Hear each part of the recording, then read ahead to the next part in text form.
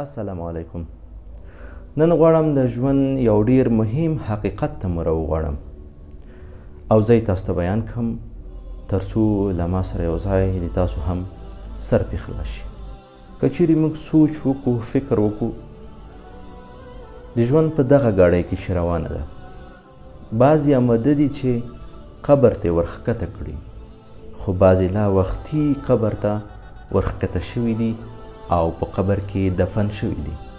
بعضې د مریضۍ پر کټ پرته دي او مرګ لپاره شیبې شماري. بعضې د زنکدن په حالت کې دي او خپل رب ته خپل روح سپاري.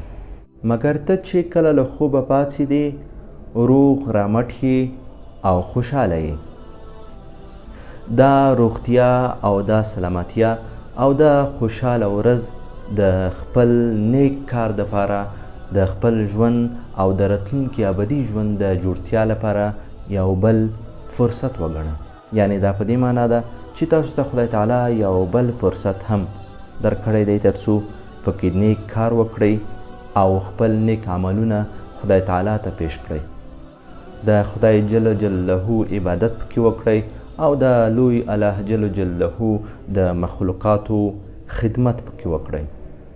هره ورځ، هره دقیقه او هره ثانیه چې موږ روغ وو، خوشحاله وو او سلیمه ورځ یا ولرو، نو دا زموږ د ژوند د پرمختګ او زموږ په راتلونکي امتحاناتو کې د کامیابۍ یو بل فرصت دی.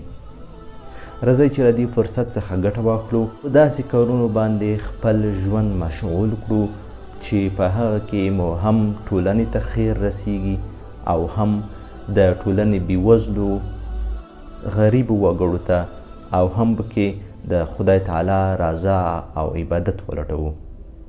السلام علیکم ورحمة الله وبرکاته.